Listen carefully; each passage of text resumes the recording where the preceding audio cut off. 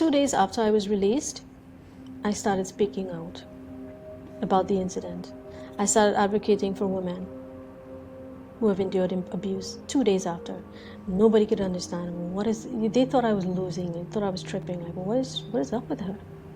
Why is she talking about these things? These things should remain taboo, private.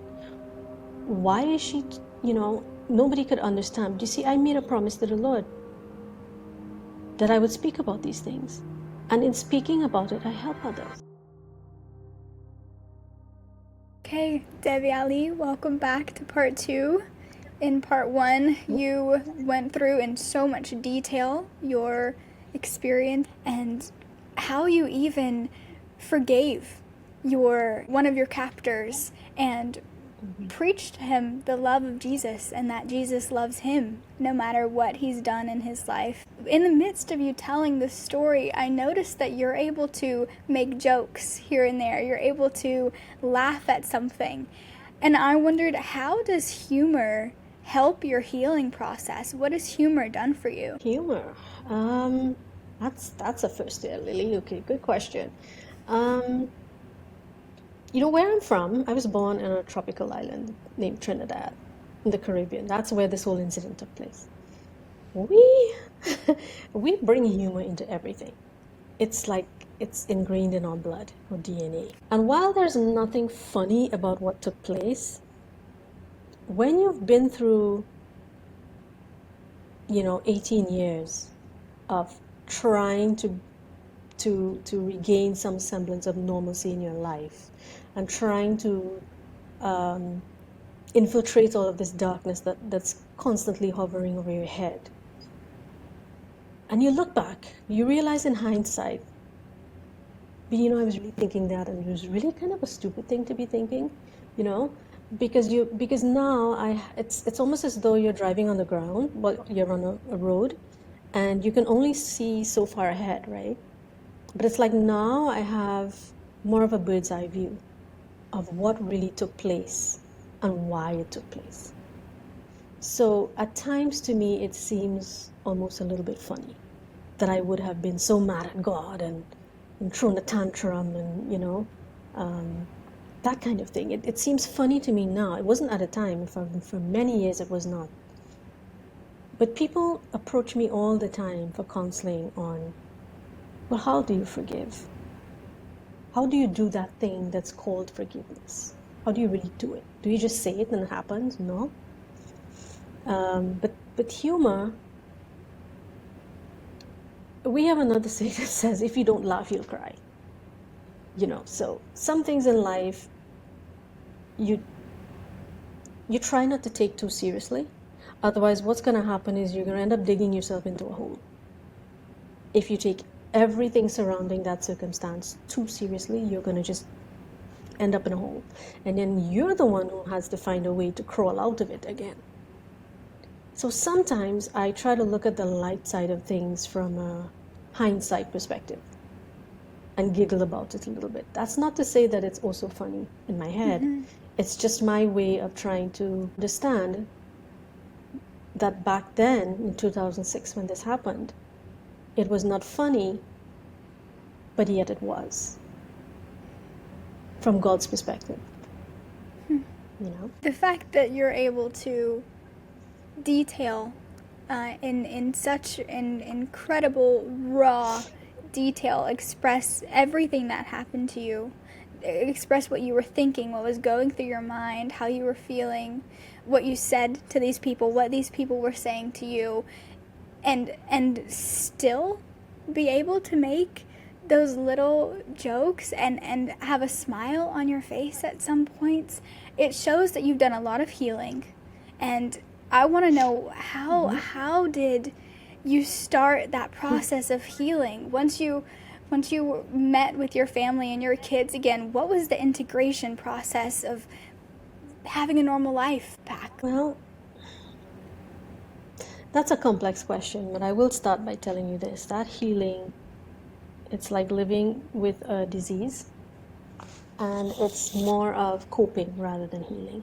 You are never and you will never fully heal from any kind of trauma to this extent. But there is a level of healing that can occur if the individual is willing to put the work in. And I use the word work because that's exactly what it is. It's something that you need to, it's like pieces of a puzzle. Because when you come out of, whether it's an abusive relationship, whatever it might be, okay, any type of trauma, when you come out of trauma, you are literally broken into pieces. And you have got to figure a way to put those pieces back together in a sensible way that when you're done, so that when you're done, there is some semblance of you still existing. That's literally what it is. And the thing with a puzzle, when you begin with a puzzle, at least for me, I begin with the outside pieces because it's the easiest. They've got straight edges. And then you kind of work your way in, right? Healing from trauma is a long process.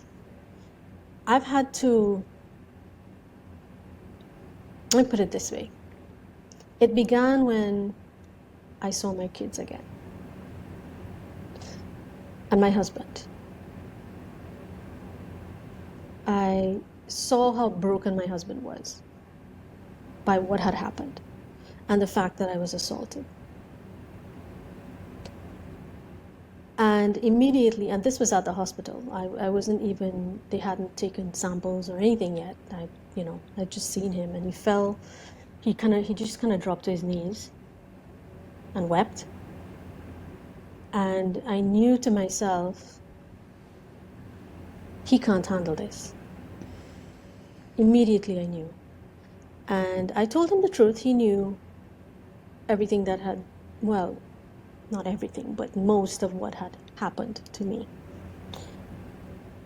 And he was not handling it well. And so I knew I had to protect him. And the best way to protect him would be to be able to handle my issues on my own. Of course, I had no idea what I was getting myself into. But to me, it was logical. He cannot handle this. I need to be able to handle me and help him handle himself. I did not know where I was going to get the strength to do that, or even how to begin to do that. But I knew I just had to be strong. I had to be really strong. And I always tell my kids, even now, I've got broad shoulders. Tell me what's wrong. And I didn't get those broad shoulders by living a cushy life. I got those broad shoulders because God gave them to me. He knew what I could be and what I could handle. And when I met my children again, and they remember them coming up, my son was 8, my daughter was 6 years old. They came up the stairs and they saw me sitting there, and I knew I looked terrible.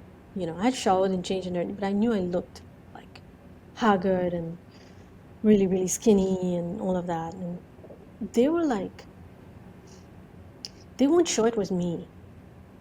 They weren't too sure, but they came to me, and then when they heard my voice, I said, they ran and they hugged me, and I said, don't cry. Whatever you do, do not cry. Because if they see you crying, it will hurt them more because they've already missed me for 2 weeks. I don't know how I was able to stop myself from not crying. I just know that I held on to them so tight and I kissed every part of exposed skin that there was. And after a little while, as little kids would, my brother had bought food, and there was stuff going around, just the immediate family, but still, so they started playing something, and my mom turned on the TV, and I asked for excuse, and I went to the washroom, and I cried by myself. And that's what I did until today. I'd still do that. If something triggers a memory, okay, fine, it's triggered. But if I need to let it out, I've got a migraine, guys. I need to just, close my eyes, rest up. So they know when I have a migraine, it's closed doors, no lights kind of thing, and I go up in my room and I bawl and I cry and I scream into my pillow to protect them. I did that to protect my parents, so they would not see how much pain I was in, because there was no way they could wrap their heads around it. There was no way anybody could help in any meaningful way. I knew it was something that I needed to figure out on my own. And burdening them with all the details and burdening them with my pain was not going to be good for anybody. And yet you're able to retell the story on podcasts like mine and go through everything that happened in your mind again. Why do you tell your story if you are knowingly going through everything over and over again? Well, because it has lost its sting. 2 days after I was released, I started speaking out about the incident.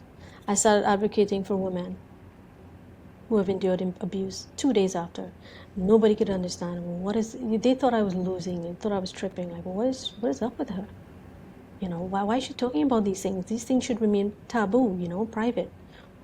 Why is she, nobody could understand. But you see, I made a promise to the Lord that I would speak about these things. And in speaking about it, I help others. Because you know what happened 2 weeks after?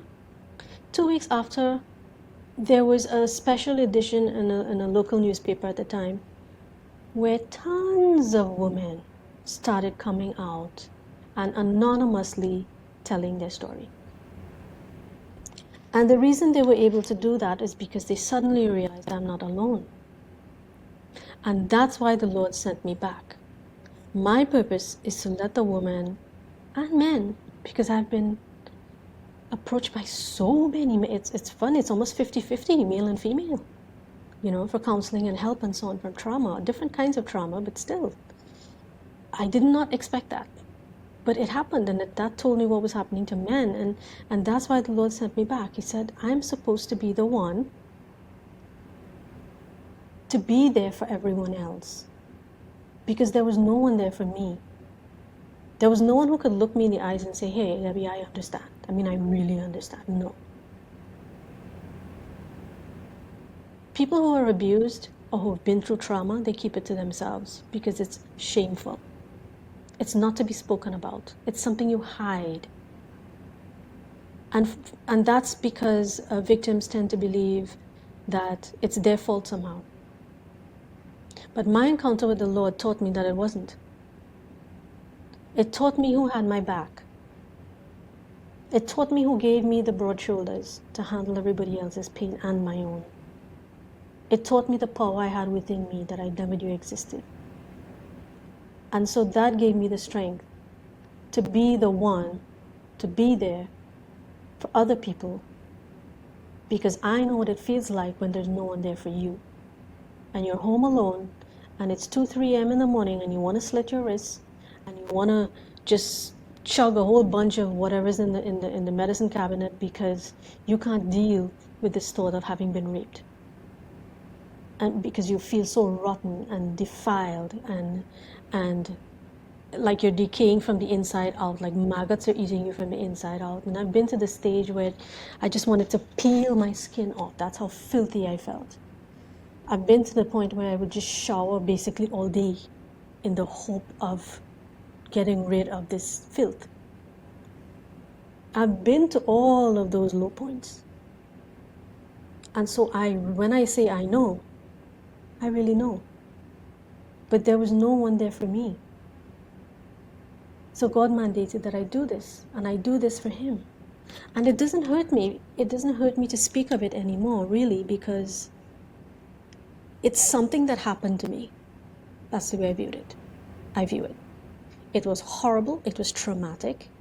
It has had a horrible effect on my kids and my husband. But it happened to me. And the reason that it happened to me is so that I can become this individual to serve God's purpose and do this work. And as long as I keep that in perspective and not dwell on, oh, he said so and so, and oh, he slapped me, and oh, he choked me, and why dwell on it when it happened for a reason? That's how I'm able to do this. So much strength, and it supports that you probably have a very strong relationship with Jesus and with God. So could you tell me what your relationship with Jesus looks like? He's my best friend. I mean, I love Michael, I love Gabriel, I love Mother Mary. I mean, I just love them all. Jesus, as a little girl, I remember being maybe about 8 years old. And at Sunday school, you sing the songs and you do the art, and they tell you about David and Goliath and child, but nothing deeper than that, right? And I just remember coming home one day from Sunday school and having my snack and thinking, I don't know about this Jesus, but I just love him so much. I don't know why. I just loved him from a little girl. And as I grew up, the Presbyterian church teaches you certain things, but there's a lot of the Bible that it does not teach. So I had no knowledge of Archangel Michael and, the real importance of Mother Mary. I didn't know about those things until this happened to me. And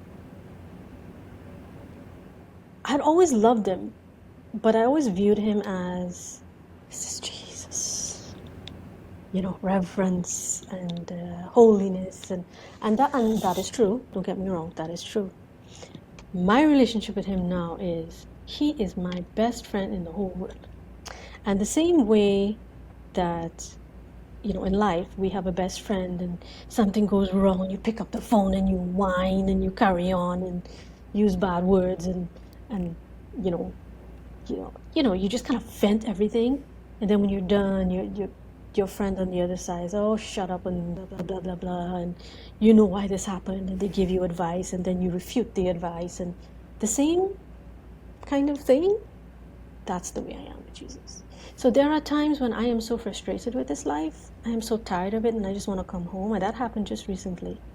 I cried for about a week straight. I was in a bad state of, Lord, I want to come home. I want to come home. I don't want to be here anymore. And I'm crying and crying and crying. I mean, like bawling and crying. And after that, I'd be so mad at him. And you let me come back. Why you let me make such a stupid decision? And these are the words I would use, harsh words, And you and I look at this pen, you and you, and I'm all poking my finger, and I'm, And when I'm done, when you're finished venting how tired you feel, kind of spent, there's nothing left to say, I just sit in my bed and be like, and I'd just be looking at his image. All right, what do you have to say about it now? Right? And in that kind of way, And what I usually would do is either I would hear his voice or I would open the Bible. And it's always on a page that I hear what I need to hear. But usually what I hear him say is something to the effect, well, can you shut up now and let me speak? Are you done whining? Is that all you have to complain about? But he has this real sense of humor and sarcasm in him too. People don't realize he's just like that. He's very playful too, Or you want to loud me up? Well, I can loud you up too, kind of thing, And I remember this one time I sat down in bed and I heard his voice. Are you going to shut up and listen now? And I'm like, fine, okay. And then he says what he has to say. And then suddenly everything is very clear. And then I go, I'm sorry, I shouldn't have yelled at you, and I know you forgive me. And it's just like it's a real person-to-person friendship. That's how I am with him. I love to hear that. It also reminds me of what a parent-child relationship would look like. Maybe the child is like kicking and screaming, throwing a tantrum, and the parent is just this calm mountain force, just, it's okay, being the calm in the storm. But that brings me to another question, because from this Christian perspective, what is your view of heaven, and who do you think goes to heaven? My perspective on heaven is, honestly, I believe, now there's been a ton of research done on people who've had death experiences or near-death experiences or even out-of-body experiences and the similarities. Now, these are hundreds and hundreds of thousands of people across the world who have no knowledge of the other people and have no knowledge of their experiences. And yet, when this happens, there are so many parallels. Different religions, cultures, you name it, right? So I honestly believe that whatever brings you the most comfort and the most peace, it's probably what you may see. For me, I've always had an affinity to water and the beach. I've always felt a sense of calm and peace and serenity around water. But I've always had a deep fear of going into the water too deep. So there were a lot of ties to the beach and that body of water with me. And perhaps that's why my experience in heaven involved the ocean. Because there have been many people who have seen the tunnel of light, and they go towards the light and all of that. And some people don't see that at all. They just see loved ones and whatever. So it may vary, but the essence is the same. No pain, no fear, only bliss and joy and peace and love and no judgment.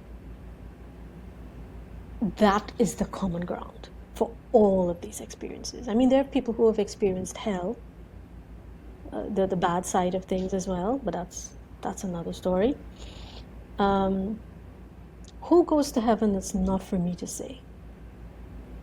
That's not for me to say, because to say who goes to heaven would mean judging individuals based on their thoughts and their deeds. It's not my place to judge. I didn't create them. God created them. And that is kind of their deal. That's between you and God and John Doe and God. But I do believe though that whatever you do in this life, there are repercussions and consequences. So it's so in the kidnapper's case, for example, it's not to say that because I forgave him and because I told him about Jesus, that's not to say that he may not be punished by the Lord for the things that he has done. And it's not at the same time for me to say that he won't enter heaven eventually. It's also not for me to say that we can go around doing wrong things and then come back and repent and, oh, we're good. I believe that what you put out, you receive as well. But how you receive that repayment, so to speak, that's entirely up to God. I will not call judgment on that. But in my faith, I believe that there's one road to God. Jesus said, I am the way, I am the truth, and I am the life. No man cometh unto the Father but by me. That I truly believe, personally. Okay, beautiful. And on a lighter perspective, what is your relationship with the angels like? What are their personalities? I don't know. I mean, the personalities are like, to me, my experience with them has been like it's based on their task, whatever they're tasked to do. They take that shape. Like Michael is all about protection. He's all about getting rid of what should not be there. So he's like serious. He's like a man of business, just you come here, I draw my sword, end of story, I go my way. He's all about, like, his work is he has so much work to do that, I mean, you see what's happening on the earth, right? I mean, he's just all about, okay, you call me, I come, what? Demon this, demon that, skate. And they skate, and he's like, you're good now. And then he's gone. It's like that. And then Gabriel is much, much lighter in terms of energy. It's just more like gently guiding you towards the wisdom that you're seeking or the answers that you're seeking in a teacher type way. Where as a teacher, because I do teach still, we guide students towards what we want them to learn, and then they pick up the knowledge. That's his kind of role, gently guiding you towards what you ought to learn. But it's up to you to learn it or not. Michael is all, you call me, I do my thing, and I'm gone. You know, he's business. But you call on him, he comes. He's gonna come. Thank you so much, because I feel like a lot of people have misconceptions about angels, or we just don't really have so much knowledge about who angels are, what they are like, how they act, and how we can interact with them, like what our relationship with them could look like. I believe we can call on our guardian angels. I believe we are born with them. We come into this world with specific guardian angels that we can call on for assistance. But I've never really called on angels for help. I don't feel like I need to, because I can go straight to Jesus. So why go through the winding road when I can go straight to the source? You know, it's kind of like that. Mother Mary, her energy is so warm and so gentle, and you know, it's like my daughter says, you know, if she has a rough day and she comes and she just wants to put her head on me, and she'll feel like, okay, everything's gonna be okay. I still feel that way about my mom. Like, I'm having a really bad time, and it's like, I just want my mommy. I still say that, right? There's just no place like that, you know? Mother Mary's like that for everyone. She is that embodiment of motherly love. And I remember looking for that likeness of her that I saw in heaven. I hunted for years, I could not find it. Every other image I would see, like, not that one. One day I happened to walk into this old art store, antique store. Down at the back, I'm just plowing through things because I was just passing some time. And in the corner, I see this image of her. I bought it immediately. The owner can't tell me, has no record of having purchased it.